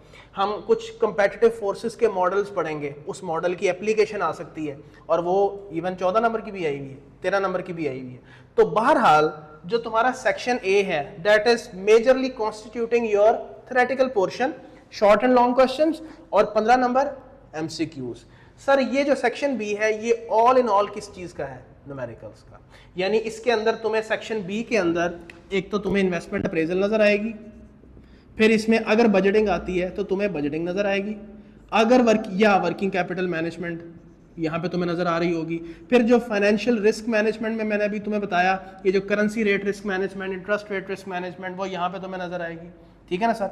और जो मैंने तुम्हें यहाँ पे बताया कॉस्ट ऑफ कैपिटल का जिक्र किया कि भाई कैलकुलेशन होती है, ये भी यहाँ पे है, यानी कि it is all in all what बेटा, न्यूमेरिकल, ठीक है सर। इस सब्जेक्ट का खासा ये है, ये मेरे नजदीक ओनली सब्जेक्ट है जिसमें एक ही वक्त में हल्का फुल्का रटा भी है, एप्लीकेशन यानी एनालिटिकल केस स्टडीज भी हैं, न्यूमेरिकल्स भी हैं और एमसीक्यूज भी हैं। यानी कि आपने एक ही 3.25 घंटे के पेपर के अंदर अपने माइंड को डिफरेंट माइंडसेट्स में शिफ्ट करना होगा। सीएमए में तो आप तैयार होकर बैठते ना कि उसने मेरी 95% पेपर ने जान खानी है, मैंने कैलकुलेशंस करनी है, ठीक। टेक्स्ट में भी कह सकते हो 2 फ्लेवर्स होते हैं, 2 से ज़्यादा फ्लेवर्स नहीं होते, या तो थ्योरी होती है या आपका न्यूमेरिकल्स होते हैं। यहाँ पे ऐसा नहीं है। FAR2 में भी FAR2 में एमसीक्यूज होते हैं। चलो एमसीक्यूज हो गए और बाकी अगेन मिक्सचर हो सकता है, मेरा ख्याल है वहाँ पे कुछ थ्योरेटिकल एप्लीकेशन भी होती है और साथ न्यूमेरिकल भी होता है। लेकिन यहाँ पे तुम्हें मे बी कहीं पे कोई रिप्रोड्यूस करने के लिए कोई चीज़ दे दे, लेकिन वो बहुत ज़्यादा नहीं होती। ज़्यादातर क्या चीज़ होती है, एप्लीकेशन, केस स्टडीज़। आपको ये स्ट्रेट अवे नहीं कह देगा कि मुझे ज़रा बताओ पैटर्न एनालिसिस होता क्या है, पार्क स्टडीज़ की तरह राइट अ नोट ऑन, मुझे ज़रा बताओ तो कि पैटर्न एनालिसिस किसको कहते हैं। नहीं, आपको सर एक केस प्रोवाइड किया जाएगा and you will be expected कि आप वहाँ पे पैटर्न एनालिसिस अप्लाई करो। आपको ये नहीं पूछेगा कि एथिकल डिसीजन मेकिंग है, तुम 2 मॉडल्स पढ़ के आए हो, जरा मुझे बताओ उस मॉडल के स्टेप्स क्या होते हैं। नहीं, आपको एक केस देगा, एथिकल इश्यूज में होगा, और फिर आपने वहां पे बेटा वो model step by step apply करना होगा। सो एप्लीकेशन बेस्ड केस स्टडीज भी इधर ही होंगी। मे भी कहीं ना कहीं हल्का फुल्का रट्टे की बेस पे चीजें भी पूछ ले, लेकिन उसका प्रोपोर्शन बहुत थोड़ा होता है। मैं आपको बताऊंगा with the passage of time कि भाई देखो, तुमने अगर हल्का फुल्का जहन में पॉइंट्स रखने हैं तो किस पर्सपेक्टिव से रखने हैं। डोंट वरी, मैं आपको सारा साथ साथ गाइड करूंगा, ठीक है। फिर एमसीक्यूज यहीं पे होंगे, फिर न्यूमेरिकल्स भी इसी में होंगे। बच्चे को जैसे सीएमए में एक प्रॉब्लम का सामना होता है कि परसेंटेज ऑफ कंप्लीशन थोड़ी होती है, एमएफए में भी ये प्रॉब्लम होता है। और रीजन पता क्या होती है कि एक पेपर में आपने डिफरेंट माइंडसेट्स पे शिफ्ट होना है। थ्योरी से फौरन एप्लीकेशन, एप्लीकेशन से फौरन एमसीक्यू, एमसीक्यू से फौरन न्यूमेरिकल। और मुसीबत ये है, मुसीबत कह लो, फॉर्चुनेट कह लो, अनफॉर्चुनेट कह लो, आप कोई भी सवाल इनमें से पहले उठा सकते हैं। 2 आंसर शीट्स अलहदा नहीं मिलती हैं आपको कि भाई ये सेक्शन ए की अलहदा है, बी की अलहदा है। आप जो मर्जी सवाल पहले करना चाहें पहले कर लें। अब बच्चा आम तौर पे क्या करने की कोशिश करता है, थ्योरी की चीजें पहले उठाता है। वो वैसे इसके अंदर खौफ होता है बिल्ट इन बचपन से कि न्यूमेरिकल से तो मैंने एंड भी करने हैं। हालांकि ये एक गलत अप्रोच है। मैं करूंगा गाइड आपको इंशाल्लाह, मोस्ट प्रॉब्ली मैं इस पे डिस्कशन कल करूंगा, क्योंकि मुझे लग रहा है टाइम शॉर्ट है हमारे पास। तो बच्चा आमतौर पे थ्योरी से शुरू करता है। अब थ्योरी में चूंकि वो होती है केस स्टडी, केस स्टडी में बच्चा बाय डिफॉल्ट हमारे पाकिस्तान में अगर तो रटा है तो उसको इतनी टेंशन नहीं होती, लेकिन जब केस स्टडी होती है ना तो बच्चे की कोशिश पता क्या होती है, यार मैंने ये जवाब तो दे दिया, पता नहीं ये हो ना हो, मैं एक और पॉइंट ये भी लिख देता हूँ, यार मैं ये भी लिख देता हूँ, यार मैं ये भी लिख देता हूँ। उसको ये नहीं समझ आ रही होती कि भाई मैंने सिर्फ यही सवाल अटैम्प्ट नहीं करना। थ्योरी का को वो ऐसे अटैम्प्ट करने की कोशिश करता है जैसे पाक स्टडीज का सवाल कर रहा है। 2-2 सफ़े का करना शुरू कर देगा, 1.5 सफ़े का। हम देखेंगे आई कैप का जवाब देने का ये स्टाइल है ही नहीं। जब वो एक पॉइंट की बात करता है तो 1.5-2 लाइनों से ज्यादा वो जाता ही नहीं है। प्रिसाइज जवाब आपने देने हैं। You have to keep this thing into account. आपने जो भी सवाल शुरू करना है बेटा, विद इन द टाइम उसको मैनेज करके खत्म करना है, वाइंड अप करना है। तो मैं आपको इंशाल्लाह ताला कल बताऊंगा कि आप जब पेपर करोगे तो आपने क्या अप्रोच यूज करनी है। So the selection of the nature of the question is very much important in order to make this thing sure कि अगेन बेटा आपकी परसेंटेज ऑफ कंप्लीशन जो है वो एफिशिएंट हो। जैसे मैं सीएमए में बात करता था बेटा, हमने सिर्फ इफेक्टिव नहीं होना। इफेक्टिवनेस ये है कि सवाल हो गया और ठीक हो गया, दैट इज इफेक्टिवनेस। लेकिन क्या विद इन टाइम हुआ है, ये एफिशिएंसी है। हमने इफेक्टिवनेस प्लस एफिशिएंसी दोनों लेके चलनी है। और पासिंग मार्क्स बेटा 100 मार्क्स में फैले हुए होते हैं। जब तक आप हर सवाल को अनलॉक नहीं करोगे तब तक आप बेटा उसमें से आसान पासिंग मार्क्स कैसे निकालोगे। इट्स वेरी इंपॉर्टेंट, ठीक है ना सर। तो इंशाल्लाह ये जरा अप्रोच पे मैं कल डिस्कशन करूंगा कि जब आप पेपर में बैठोगे तो आप किस तरह से इसको करोगे, ठीक है। अभी के लिए मैं आपको 2-3 इंपॉर्टेंट बातें बता देता हूं जो कि आज की नशिस्त में इंपॉर्टेंट है। एक तो ये है कि मेरी अपनी सेल्फ ऑथर्ड बुक वहीद के पास अवेलेबल है, वहीद बुक हाउस के पास। ये वही है ICMA की जो बिल्डिंग है उसके बिल्कुल 60 वाली वाकई दीवार मिलती है उसकी, ठीक है। जैसे हम लोग तो मजाक में आमतौर पे कह रहे होते हैं ना हमारी दीवार मिलती है, उसकी वाकई दीवार ICMA की बिल्डिंग से मिलती है, फिरोजपुर रोड पे है। तो 3 से 4 दिन आप कन्वीनियंस के हिसाब से जाके परचेज कर लो। मीनवाइल मैं यूं करता हूं कि जो हमारे 3 से 4 दिन में लेक्चर्स होंगे मैं उसके लिए PDF जो है ना व्हाट्सएप में शेयर कर देता हूं ताकि किसी का हर्ज ना हो। तो 3-4 दिनों में जब भी आपको बेहतर लगता है, रमज़ान वगैरह, तो कोशिश करें कि संडे तक जाके आप उसको अपने पास मेक श्योर कर लें कि अवेलेबल हो आपके पास। उसमें इंटरेस्टिंगली जो हम क्लास में पढ़ेंगे वही चीज़ें तुम्हें किताब में भी मिलेंगी। और मैंने कोई उसमें ये नहीं किया कि मैं उसको बहुत शॉर्ट कर दूँ, एक खुलासा बना लूँ, ये कर दूँ। मैंने हर चीज़ उसमें कवर की है, कोशिश की है उसको बेहतर अंदाज में एक्सप्लेन हो। जहाँ पे एक्सेसिव मटेरियल है, टेक्स्ट है, मैंने उसको रिड्यूस किया है। जो चीज़ें हम क्लास में पढ़ेंगे वो आपको बेटा वहाँ पे मिलेंगी। सारे पास पेपर विद सोल्यूशन भी वहाँ पे मौजूद है, ठीक है। पास पेपर एनालिसिस भी उसके अंदर मौजूद है। That book will be followed in the class, number 1। Number 2 मेरा ख्याल है ये आयशा ना आपका नाम, उसने आपको जो स्टडी टेक्स्ट है ICAP की वो शेयर कर दी है, ठीक है। आप उसको अपने पास सॉफ्ट की फॉर्म में ही रखें। जहाँ मुझे ज़रूरत फील हुई मैं आपको बता दूंगा कि ये चीज़ें आपने यहाँ से कवर करनी है, बाकी इसके अलावा हम उसको फॉलो नहीं कर रहे होंगे, क्योंकि मैंने उसके भी जो सवाल है वो मैंने अपनी किताब में डाल दिए हुए और हमने उनको यहाँ पे कवर करना है इंशाल्लाह ताला। ज़रा देखना सितंबर है ना तुम्हारा, जिसमें तुम इंशाल्लाह बैठोगे। देखो ज़रा पहला मंडे कौन सा है, सितंबर का पहला मंडे कौन सा? 30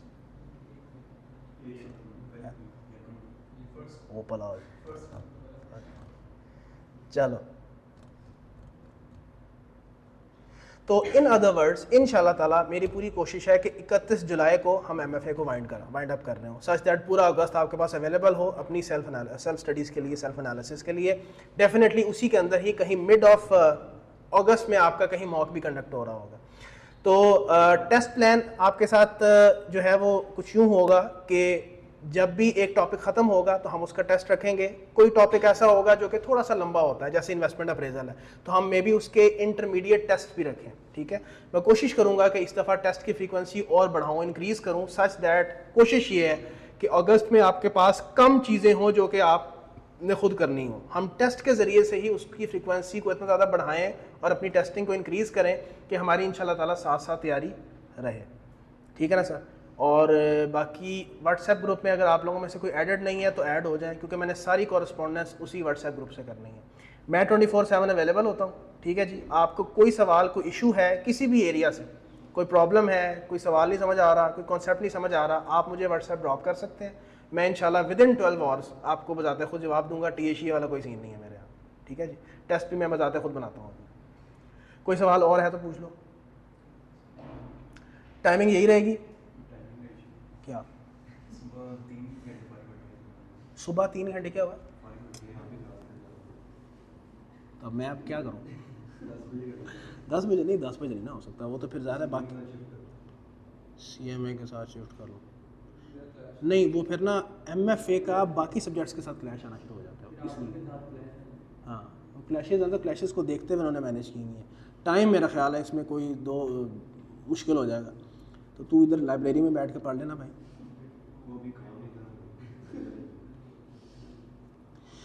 बहरहाल अभी यही टाइमिंग है 12 से, और मेरा ख्याल है रहेगी भी ये, ऐसे ही मैं फजूल में कमिटमेंट कर लूँ 12 से 1:15 की अभी तक की टाइमिंग यही है, ठीक है जी। और मेरा ख्याल है बेटा छुट्टियाँ कब से नहीं पता, चलो खैर ये कहीं इसके आसपास ही होंगी, कहीं ये मेरा ख्याल है मे बी 28-29 रमज़ान तक। तो मेरा ख्याल है कोई इफेक्टिवली 7-8 क्लासें हमारी बिफोर रमज़ान होंगी। बाकी इंशाल्लाह ताला हम ईद के बाद इसको रेज्यूम कर रहे होंगे, ठीक है ना जी। और बाकी इसके अलावा मेरे एंड पे तो कोई पॉइंट नहीं है। मैं जो भी चीज़ें हैं, जैसे पहले 4-5 लेक्चर्स के लिए मवाद है, और भी कुछ चीज़ें हैं, वो मैं आज इंशाल्लाह ताला आपको व्हाट्सएप में प्रोवाइड कर दूँगा। Any other question?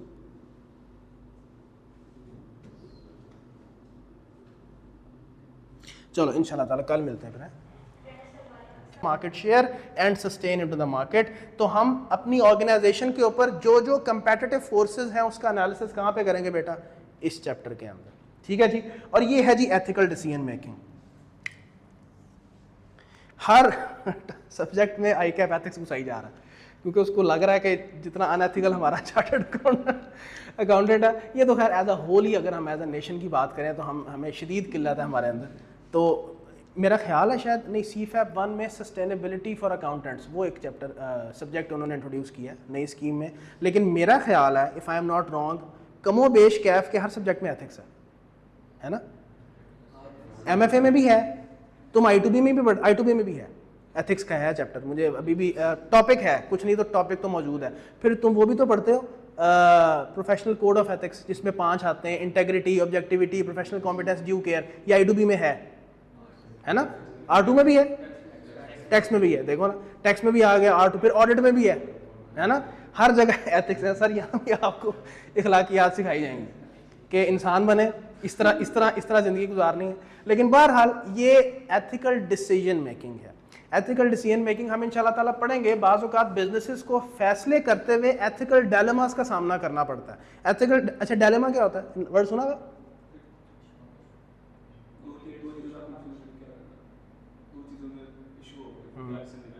कोई और बता सके डायलेमा क्या होता है? शशोपंज, वाह वाह, बड़ा अच्छा वर्ड यूज़ किया। सही कह रहे हैं, बिल्कुल अपनी जगह सही कह रहे हैं। मैं खुद कॉम्प्लेक्सिटी का शिकार हो जाऊं कि यार मैं ऑप्शन A की तरफ जाऊं या B की तरफ जाऊं। A में भी कुछ चीज़ें ठीक लग रही हैं, कुछ चीज़ें गलत लग रही हैं, B में भी कुछ चीज़ें ठीक लग रही हैं, कुछ चीज़ें गलत लग रही हैं, और ये एथिकल ग्राउंड्स पे हम बात कर रहे होंगे। तो फिर ऐसी सिचुएशन में हम कैसे फैसला करें? कुछ मॉडल्स होंगे जो कि शायद हमें गाइड करेंगे कि हम बेहतर अंदाज में एथिकल ग्राउंड्स पे फैसला कर सकें। तो सर वो यहाँ पे कवर हो रहा होगा। दैट्स इट, MFA खत्म हो गई, ठीक है ना जी। तो हम इसको कैसे कवर करेंगे? चूंकि मैंने अभी आपको थोड़ा सा बताया है कि कुछ टॉपिक्स ऐसे हैं जिसमें थ्योरेटिकल फ्लेवर है, कुछ में न्यूमेरिकल है, ठीक है, कुछ में मिक्सचर ऑफ द टू है। तो in order to make this thing sure कि आपकी जमाइयों का वॉल्यूम कम रहे, मैं थ्योरी टू न्यूमेरिकल्स में शिफ्टिंग रखूंगा, ठीक है सर। एक ये भी रीज़न है कि थ्योरी को कवर करने के लिए बच्चे को थोड़ा सा ज़रा डिफरेंट ज़्यादा टाइम चाहिए होता है कि अगर किसी ने कोई हल्का फुल्का रटा शटा लगाना है तो वो ज़रा सुकून से लगा ले। वो भी मैं भी बता देता हूँ आपको कि रटा लगाना है, नहीं लगाना, अगर लगाना है तो कैसे लगाना है, टेस्टिंग कैसे होती है, अभी हम इस पर बात करते हैं। सो मैं शिफ्टिंग रखूँगा। मैं यहाँ से बेटा शुरू कर रहा हूँ इन्वेस्टमेंट अप्रेजल, उसके बाद मैं आ जाऊँगा यहाँ पे sources of finance and cost of capital, ये मैं इकट्ठा कवर करवाऊंगा। इसमें कुछ नहीं तो आपका 1.5 माह लगता है, और इतना ही है, जहां से मर्जी आप करें 1.5 माह कम से कम इनमें कवर हो जाता है। ये सबसे ज्यादा टाइम लेते हैं, ठीक। वंस इट इज डन तो फिर उसके बाद हम फैसला कर सकते हैं कि हम यहीं पे रोक दें और यहां पे चले जाएं या एक का चैप्टर और कर लें। तो मे बी इन 3 चैप्टर्स के बाद शायद मैं रिस्क मैनेजमेंट पे आ जाऊं या मैं एक्सटर्नल एनालिसिस पे आ जाऊं, हम देख लेंगे, एवेल्युएट कर लेंगे उस पर, ठीक हो गया। क्योंकि एक्सटर्नल एनालिसिस जो है ना बेटा, इसमें कोई 5 चैप्टर्स हैं आपके आई कैप स्टडी टेक्स्ट के, ठीक है सर। और अगर हम एक्सटर्नल एनालिसिस की टेस्टिंग देखें ना तो 14 नंबर, 16 नंबर, 18 नंबर, खुदा के बंदे ने एक अटैम्प्ट में 24 नंबर की टेस्टिंग एक्सटर्नल एनालिसिस से की हुई थी, पूरे पेपर में से, चेक करो। तो हम इस तरह से कुछ देखेंगे कि इस पे आ जाएंगे क्योंकि ये मेजर सेक्शन है। फिर हम वापस जाके एक का टॉपिक कवर कर लेंगे, फिर हम वापस इधर का 1-2 चैप्टर कर लेंगे, फिर वहां पे मूव करेंगे। इस तरह टू एंड फ्रो मूव करके इंशाल्लाह ताला हम अपना पूरा MFA वाइंड अप करेंगे। मैं जरा वो टॉपिक्स हाईलाइट कर दूं जो कि टेस्ट होते ही होते हैं सर, हर सूरत टेस्ट होना है अराउंड 15 नंबर का, यानी 16 का भी हो सकता है, 14 का भी हो सकता है, 15 का भी हो सकता है, राइट सर। ये हर सूरत टेस्ट होता है। इसके अंदर एक टॉपिक है weighted average cost of capital, आप कॉस्ट ऑफ कैपिटल ही ध्यान में रखें। हर दफा हर सूरत टेस्ट होता है, proper question, around 10 marks. Around की बात, मैं हर जगह अराउंड की बात कर रहा हूँ। यहाँ 15 नंबर कर लो, यहाँ अराउंड 10 नंबर कर लो, राइट सर। हर दफा रिस्क मैनेजमेंट टेस्ट होती है, यहाँ भी अराउंड 9 to 10 कर लो, ठीक हो गया सर। हर दफा टेस्ट होती है, अराउंड 15 कर लो। ये कुछ ऐसा, हाँ, और ये वाला अराउंड 6 कर लो। इस दफा की जो अटेम्प्ट गुजरी है उसमें उसने 7 मार्क्स का टेस्ट किया है। इसमें कहीं पे इसमें से भी टेस्टिंग होती है, कुछ वो ऑब्जेक्टिव टाइप क्वेश्चन में टेस्ट कर लेता है, बल्कि इसमें से ज्यादातर टेस्टिंग होती ही ऑब्जेक्टिव टाइप में, ज्यादातर OT ऑब्जेक्टिव टाइप में इसकी टेस्टिंग हमें नजर आ रही होती है। जहां तक ये 2 बेटा टॉपिक्स है ना, इसमें शफलिंग चलती है एग्जामिनर के एंड पे, बजटिंग और वर्किंग कैपिटल मैनेजमेंट। अगर हम पिछली 3 अटेम्प्ट से पीछे जाके देखें तो एग्जामिनर एक अटेम्प्ट में वर्किंग कैपिटल मैनेजमेंट टेस्ट कर रहा था फुल फ्लैश क्वेश्चन के तौर पे, एक पे बजटिंग, अगले में वर्किंग कैपिटल, अगले में बजटिंग, अगले में वर्किंग कैपिटल, सो ऑन। इस तरह से पिछली 3 अटेम्प्ट से वो बंदा इंक्लूडिंग द करंट अटेम्प्ट मुसलसल बजटिंग टेस्ट कर रहा है।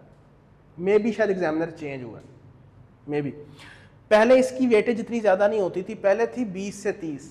ये जब से 25 से 35 हुई है ना, तब से वो मुसलसल क्या कर रहा है कि इन्वेस्टमेंट अप्रेजल टेस्ट करता है और बजटिंग टेस्ट करता है, साइड पे हो जाता है, इसको ही साइड पे कर देता है। इसको ज्यादातर वो OTs में जाके टेस्ट कर लेता है, 2 नंबर 3 नंबर मैक्सिमम, इससे ज्यादा टेस्ट नहीं करता। लेकिन मैं हमेशा से कहता हूं कि किसी भी अटेम्प्ट में एग्जामिनर ये काम कर सकता है। 25 से 35 है ना, तो 12 नंबर का ये बना दे, 8 नंबर का ये बना दे, कमोबेश 8 8 16 16 12 12 कितने हुए 28, मेरा ख्याल है ये इस तरह से बन सकता है। इवन इसको भी 12 कर लें, 24 कर लें, और ये आप 8 नंबर का बना लें, क्या ख्याल, 32 नंबर पूरे हो गए। कर सकता है, पॉसिबिलिटी है। वर्किंग कैपिटल मैनेजमेंट 8 9 10 नंबर का सवाल बनाया जा सकता है, लेकिन अभी तक नहीं हुआ ऐसे। और ये भी हो सकता है कि अब अपकमिंग अटेम्प्ट में एक्सपेक्टेड था इस वाली अटेम्प्ट में वर्किंग कैपिटल मैनेजमेंट आया, लेकिन नहीं आया, मुसलसल 3 अटेम्प्ट से बजटिंग आ रहा है। बहुत ज्यादा चांसेस रहता है वर्किंग कैपिटल मैनेजमेंट टेस्ट हो। तो इन दोनों में कह लो 50-50 रहता है हमेशा, मे बी ये आ जाए, मे बी ये आ जाए। इंटरनल एनालिसिस में भी अगर हम पास्ट में देखें तो एक अटेम्प्ट ऐसी थी कि उसने इंटरनल एनालिसिस टेस्ट नहीं किया ऑल टुगेदर, लेकिन उस एक अटेम्प्ट के अलावा हर अटेम्प्ट में वो टेस्टिंग करता है, किसी में 5 नंबर, किसी में 10 नंबर, किसी में मतलब मिक्स चलता है। Same is the case with the competitive forces. एक अटेम्प्ट तारीख में थी जिसमें उसने कंपेटिटिव फोर्सेस टेस्ट ही नहीं किया, बाकी हर अटेम्प्ट में किसी में 5 नंबर, किसी में 10 नंबर, इस तरह करके मिक्स करके टेस्ट कर रहा है। सो ये एक ओवरऑल आपका फ्लेवर है टेस्टिंग का जो आपका सिलेबस ग्रेड है उसकी। यहाँ तक कोई सवाल है तो बताओ किसी का। तो अभी मैंने यहाँ पे एक पिक्चर बनाई थी, आपके जो PRC लेवल के सब्जेक्ट्स हैं जो कि आपको थोड़ा सा नॉलेज ब्रॉड फॉरवर्ड प्रोवाइड कर रहे होंगे इस पर्टिकुलर सब्जेक्ट में, वो उनमें से एक है जी इंट्रोडक्शन टू बिजनेस और एक है QM। मेरा ख्याल है बाय मिस्टेक मैंने I2A लिख दिया था। QM क्वांटिटेटिव मेथड्स, और वो क्वांटिटेटिव मेथड्स कहाँ मदद करेगा तुम्हारी NPV में, IRR में, कोई ऐसी छोटी मोटी चीज़ों में मदद करेगा, और बाकी I2B इंट्रोडक्शन टू बिजनेस।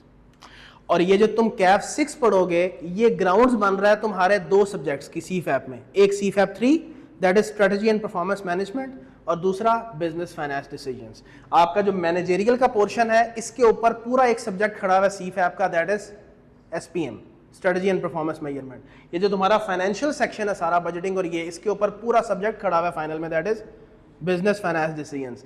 और BFD यानी CFAP 4 और SPM यानी CFAP 3, इन दोनों सब्जेक्ट्स को मिला के एक MSA का सब्जेक्ट है, दैट इज MSA 2। चलो हम जरा थोड़ा पेपर पैटर्न देख लेते हैं। जैसे तुम्हारा CMA में पेपर की बाइफरकेशन 2 सेक्शंस में होती थी, तो यहाँ पे भी ऐसा ही है, सेक्शन A और सेक्शन B। इनकी जो डिवीजन है कमोबेश 50-50 ऑन एवरेज आप देख सकते हो, यानी कि इसमें शिफ्टिंग ऐसे होती है कि सेक्शन A 48 मार्क्स का हो गया तो वो 52 का हो गया, रिवर्स भी हो जाता है, ये अगर 52 का है तो वो 48 का है, इसके आसपास ही हो रहा होता है, 47 53 53 47, किसी में 50-50 होगी, किसी में 49 51 हो गई, तो रफली दोनों की डिवीजन 50-50 आप कह सकते हो, राइट। जो सेक्शन ए है ना बेटा, इसके 2 हिस्से हैं आगे फर्दर, यानी ये एक हिस्सा हो गया MCQs और एक हिस्सा हो गया तुम्हारा थ्योरी, दैट मेक्स रफली 50 मार्क्स। जमीन आसमान इधर उधर हो जाए, जो मर्जी हो जाए, MCQs 15 से ज़्यादा नहीं होता है, 15 मार्क्स की बात कर रहा हूँ। अब 15 मार्क्स को वो कैसे कवर करता है, ज़्यादातर हर MCQ 1 नंबर का होता है, लेकिन 2 नंबर का भी MCQ देखा गया, 2.5 मार्क्स का भी MCQ देखा गया, 1.5 मार्क्स का भी MCQ देखा गया। MCQs में बेटा न्यूमेरिकल्स भी हो सकते हैं, न्यूमेरिकल टाइप चीज़ें भी हो सकती हैं, ज़्यादातर थ्योरी होती हैं, ठीक। तो यहाँ से एक चीज़ पता चली कि बहुत से चैप्टर्स ऐसे होंगे जिनके अंदर पोटेंशियल होगा कि वो MCQ के तौर पे भी टेस्ट हो सकते हैं, और वो लॉन्ग क्वेश्चन यानी कि एक थ्योरी का लॉन्ग क्वेश्चन या न्यूमेरिकल के लॉन्ग क्वेश्चन के तौर पे भी टेस्ट हो सकते हैं। मैंने जो अपनी बुक डिज़ाइन किया उसके शुरू में जो मैंने पास पेपर एनालिसिस किया है, मैंने चैप्टर वाइज अलहदा तोड़ा हुआ है, और ये भी बताया हुआ है कि इस चैप्टर में से OT में कितनी टेस्टिंग हुई है, OT मतलब ऑब्जेक्टिव टाइप MCQs, और लॉन्ग क्वेश्चन में कितनी टेस्टिंग हुई है। तो सर 15 नंबर इसकी टेस्टिंग होती है, बाकी कमोबेश जो 35 मार्क्स हैं बेटा वो थ्योरी के शॉर्ट टू लॉन्ग क्वेश्चंस होते हैं, शॉर्ट टू लॉन्ग क्वेश्चंस होते हैं। यानी बेटा ये जो मैंने तुम्हें जैसे अभी बताया था एथिकल डिसीजन मेकिंग का सवाल है 6-7 नंबर का, वो यहाँ पे कवर हो रहा होता है, आप उसको शॉर्ट क्वेश्चन के तौर पे कह सकते हो 6-7 नंबर का, तो तुम्हें वो भी यहाँ पे नजर आएगा। इसी तरह से कोई केस स्टडी तुम्हें, जैसे पेस्ट एनालिसिस मैंने तुम्हें बताया कि एक केस स्टडी तुम्हें दे दी जाएगी, तुमने पेस्ट एनालिसिस परफॉर्म करना होगा, वो 10 नंबर का हो सकता है, 11 नंबर का हो सकता है, वो भी यहीं पे होगा। तुम्हें एक बिजनेस का केस दे दिया जाए और तुम्हें कहा जाए इसका जरा स्पॉट एनालिसिस परफॉर्म करो, वो भी यहीं पे होगा, मे बी 10 नंबर का हो, 11 नंबर का, 12 नंबर का। हम कुछ कंपेटिटिव फोर्सेस के मॉडल्स पढ़ेंगे, उस मॉडल की एप्लीकेशन आ सकती है, और वो इवन 14 नंबर की भी आई हुई है, 13 नंबर की भी आई हुई है। तो बहरहाल जो तुम्हारा सेक्शन ए है that is majorly constituting your theoretical portion, short and long questions, और 15 नंबर MCQs। सर ये जो सेक्शन बी है ये ऑल इन ऑल किस चीज का है, न्यूमेरिकल्स का। यानी इसके अंदर तुम्हें सेक्शन बी के अंदर एक तो तुम्हें इन्वेस्टमेंट अप्रेजल नजर आएगी, फिर इसमें अगर बजटिंग आती है तो तुम्हें बजटिंग नजर आएगी, अगर वर्किंग कैपिटल मैनेजमेंट यहाँ पे तुम्हें नजर आ रही होगी, फिर जो फाइनेंशियल रिस्क मैनेजमेंट में मैंने अभी तुम्हें बताया ये जो currency rate risk management, interest rate risk management, वो यहाँ पे तुम्हें नजर आएगी, ठीक है ना सर। और जो मैंने तुम्हें यहाँ पे बताया कॉस्ट ऑफ कैपिटल का जिक्र किया कि भाई कैलकुलेशन होती है, ये भी यहाँ पे है, यानी कि it is all in all what बेटा, न्यूमेरिकल, ठीक है सर। इस सब्जेक्ट का खासा ये है, ये मेरे नजदीक ओनली सब्जेक्ट है जिसमें एक ही वक्त में हल्का फुल्का रटा भी है, एप्लीकेशन यानी एनालिटिकल केस स्टडीज भी हैं, न्यूमेरिकल्स भी हैं, और MCQs भी हैं। यानी कि आपने एक ही 3.25 घंटे के पेपर के अंदर अपने माइंड को डिफरेंट माइंडसेट्स में शिफ्ट करना होगा। CMA में तो आप तैयार होकर बैठते ना कि उसने मेरी 95% पेपर ने जान खानी है, मैंने कैलकुलेशंस करनी है, ठीक। टेक्स्ट में भी कह सकते हो 2 फ्लेवर्स होते हैं, 2 से ज़्यादा फ्लेवर्स नहीं होते, या तो थ्योरी होती है या आपका न्यूमेरिकल्स होते हैं। यहाँ पे ऐसा नहीं है। FAR2 में भी मेरा FAR2 में MCQs होते हैं। चलो MCQs हो गए और बाकी अगेन मिक्सचर हो सकता है, मेरा ख्याल है वहाँ पे कुछ थ्योरेटिकल एप्लीकेशन भी होती है और साथ न्यूमेरिकल भी होता है। लेकिन यहाँ पे तुम्हें मे बी कहीं पे कोई रिप्रोड्यूस करने के लिए कोई चीज़ दे दे, लेकिन वो बहुत ज़्यादा नहीं होती। ज़्यादातर क्या चीज़ होती है? Application, case studies. आपको ये स्ट्रेट अवे नहीं कह देगा कि मुझे ज़रा बताओ पेस्टल एनालिसिस होता है क्या है, पार्क स्टडीज़ की तरह राइट अ नोट ऑन, मुझे ज़रा बताओ तो कि पेस्टल एनालिसिस किसको कहते हैं। नहीं, आपको सारे केस प्रोवाइड किया जाएगा and you will be expected कि आप वहाँ पे पेस्टल एनालिसिस अप्लाई करो। आपको ये नहीं पूछेगा कि एथिकल डिसीजन मेकिंग है, तुम 2 मॉडल्स पढ़ के आए हो, जरा मुझे बताओ उस मॉडल के स्टेप्स क्या होते हैं। नहीं, आपको एक केस देगा, एथिकल इश्यूज में होगा और फिर आपने वहां पे बेटा वो model step by step apply करना होगा। सो एप्लीकेशन बेस्ड केस स्टडीज भी इधर ही होंगी। मे भी कहीं ना कहीं हल्का फुल्का रट्टे की बेस पे चीजें भी पूछ ले, लेकिन उसका प्रोपोर्शन बहुत थोड़ा होता है।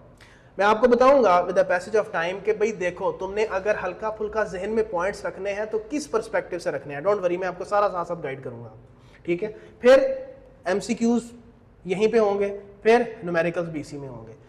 बच्चे को जैसे CMA में एक प्रॉब्लम का सामना होता है कि परसेंटेज ऑफ कंप्लीशन थोड़ी होती है, MFA में भी ये प्रॉब्लम होता है। और रीज़न पता क्या होती है कि एक पेपर में आपने डिफरेंट माइंडसेट्स पे शिफ्ट होना है। थ्योरी से फौरन एप्लीकेशन, एप्लीकेशन से फौरन MCQ, MCQ से फौरन न्यूमेरिकल। और मुसीबत ये है, मुसीबत कह लो, फॉर्चुनेट कह लो, अनफॉर्चुनेट कह लो, आप कोई भी सवाल इनमें से पहले उठा सकते हैं। 2 आंसर शीट्स अलहदा नहीं मिलती हैं आपको कि भाई ये सेक्शन A की अलहदा है, B की अलहदा है। आप जो मर्जी सवाल पहले करना चाहें पहले कर लें। अब बच्चा आम तौर पे क्या करने की कोशिश करता है, थ्योरी की चीज़ें पहले उठाता है। वो वैसे ही उसके अंदर खौफ होता है बिल्ट इन बचपन से कि न्यूमेरिकल्स है तो मैंने एंड भी करने। हालांकि ये एक गलत अप्रोच है। मैं करूंगा गाइड आपको इंशाल्लाह, मोस्ट प्रॉब्ली मैं इस पे डिस्कशन कल करूंगा क्योंकि मुझे लग रहा है टाइम शॉर्ट है हमारे पास। तो बच्चा आमतौर पे थ्योरी से शुरू करता है। अब थ्योरी में चूंकि वो होती है केस स्टडी, केस स्टडी में बच्चा बाय डिफॉल्ट हमारे पाकिस्तान में अगर तो रटा है तो उसको इतनी टेंशन नहीं होती। लेकिन जब केस स्टडी होती है ना, तो बच्चे की कोशिश पता क्या होती है, यार मैंने ये जवाब तो दे दिया, पता नहीं ये हो ना हो, मैं एक और पॉइंट ये भी लिख देता हूँ, यार मैं ये भी लिख देता हूँ, यार मैं ये भी लिख देता हूँ। उसको ये नहीं समझ आ रही होती कि भाई मैंने सिर्फ यही सवाल अटैम्प्ट नहीं करना। थ्योरी का को वो ऐसे अटैम्प्ट करने की कोशिश करता है जैसे पाक स्टडीज का सवाल कर रहा है। 2-2 सफ़े का करना शुरू कर देगा, 1.5 सफ़े का। हम देखेंगे आई कैप का जवाब देने का ये स्टाइल है ही नहीं। जब वो एक पॉइंट की बात करता है तो 1.5-2 लाइनों से ज़्यादा वो जाता ही नहीं है। प्रिसाइज जवाब आपने देने हैं। You have to keep this thing into account. आपने जो भी सवाल शुरू करना है बेटा, विद इन द टाइम उसको मैनेज करके ख़त्म करना है, वाइंड अप करना है। तो मैं आपको इंशाल्लाह ताला कल बताऊंगा कि आप जब पेपर करोगे तो आपने क्या अप्रोच यूज करनी है। So the selection of the nature of the question is very much important in order to make this thing sure कि अगेन बेटा आपकी परसेंटेज ऑफ कंप्लीशन जो है वो एफिशिएंट हो। जैसे मैं CMA में बात करता था, बेटा हमने सिर्फ इफेक्टिव नहीं होना। इफेक्टिवनेस ये है कि सवाल हो गया और ठीक हो गया, दैट इज इफेक्टिवनेस। लेकिन क्या विद इन टाइम हुआ है, ये एफिशिएंसी है। हमने इफेक्टिवनेस प्लस एफिशिएंसी दोनों लेके चलनी है। और पासिंग मार्क्स बेटा 100 मार्क्स में फैले हुए होते हैं। जब तक आप हर सवाल को अनलॉक नहीं करोगे तब तक आप बेटा उसमें से आसान पासिंग मार्क्स कैसे निकालोगे। इट्स वेरी इंपॉर्टेंट, ठीक है ना सर। तो इंशाल्लाह ये ज़रा अप्रोच पे मैं कल डिस्कशन करूंगा कि जब आप पेपर में बैठोगे तो आप किस तरह से इसको करोगे, ठीक है। अभी के लिए मैं आपको 2-3 इंपॉर्टेंट बातें बता देता हूँ जो कि आज की नशिस्त में इंपॉर्टेंट है। एक तो ये है कि मेरी अपनी सेल्फ ऑथर्ड बुक वहीद के पास अवेलेबल है, वहीद बुक हाउस के पास। ये वही है ICMA की जो बिल्डिंग है उसके बिल्कुल 60 वाली वाकई दीवार मिलती है उसकी, ठीक है। जैसे हम लोग तो मजाक में आमतौर पे कह रहे होते हैं ना हमारी दीवार मिलती है, उसकी वाकई दीवार ICMA की बिल्डिंग से मिलती है, फिरोजपुर रोड पे है। तो 3 से 4 दिन आप कन्वीनियंस के हिसाब से जाके परचेज कर लो। मीनवाइल मैं यूँ करता हूँ कि जो हमारे 3 से 4 दिन में लेक्चर्स होंगे मैं उसके लिए PDF जो है ना व्हाट्सएप में शेयर कर देता हूँ ताकि किसी का हर्ज ना हो। तो 3-4 दिनों में जब भी आपको बेहतर लगता है, रमज़ान वगैरह, तो कोशिश करें कि संडे तक जाके आप उसको अपने पास मेक श्योर कर लें कि अवेलेबल हो आपके पास। उसमें इंटरेस्टिंगली जो हम क्लास में पढ़ेंगे वही चीज़ें तुम्हें किताब में भी मिलेंगी। और मैंने कोई उसमें ये नहीं किया कि मैं उसको बहुत शॉर्ट कर दूँ, एक खुलासा बना लूँ, ये कर दूँ। मैंने हर चीज़ उसमें कवर की है, कोशिश की है उसको बेहतर अंदाज में एक्सप्लेन हो। जहाँ पे एक्सेसिव मटेरियल है, टेक्स्ट है, मैंने उसको रिड्यूस किया है। जो चीज़ें हम क्लास में पढ़ेंगे वो आपको बेटा वहाँ पे मिलेंगी। सारे पास पेपर्स विद सॉल्यूशंस भी वहाँ पे मौजूद हैं, ठीक है। पास पेपर एनालिसिस भी उसके अंदर मौजूद है। That book will be followed in the class, number 1। Number 2 मेरा ख्याल है ये आयशा ना आपका नाम, उसने आपको जो स्टडी टेक्स्ट है आई कैप की वो शेयर कर दी है, ठीक है। आप उसको अपने पास सॉफ्ट के फॉर्म में ही रखें। जहां मुझे ज़रूरत फील हुई मैं आपको बता दूंगा कि ये चीज़ें आपने यहाँ से कवर करनी है, बाकी इसके अलावा हम उसको फॉलो नहीं कर रहे होंगे, क्योंकि मैंने उसके भी जो सवाल है वो मैंने अपनी किताब में डाल दिए हुए हैं और हमने उनको यहाँ पे कवर करना है इंशाल्लाह ताला। ज़रा देखना सितंबर है ना तुम्हारा, जिसमें तुम इंशाल्लाह बैठोगे, देखो ज़रा पहला मंडे कौन सा है? सितंबर का पहला मंडे कौन सा? 30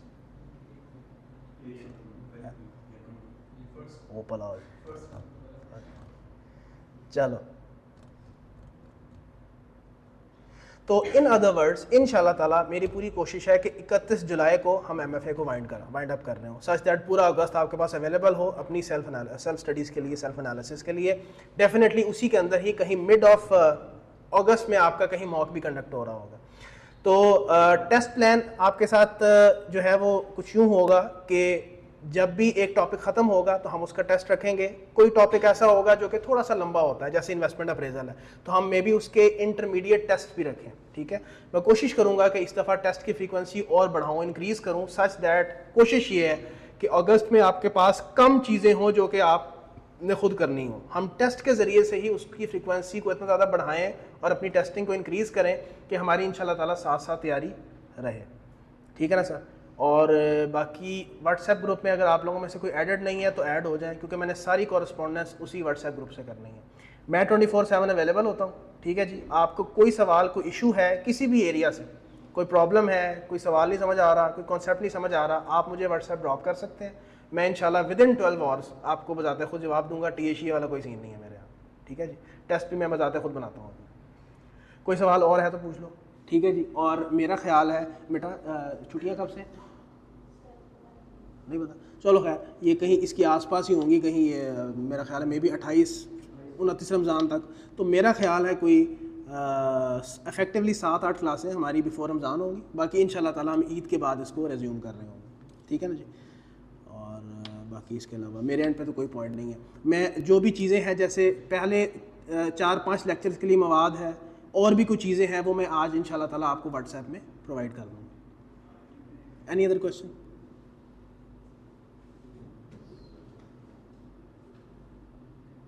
चलो इंशाल्लाह ताला कल मिलते हैं फिर।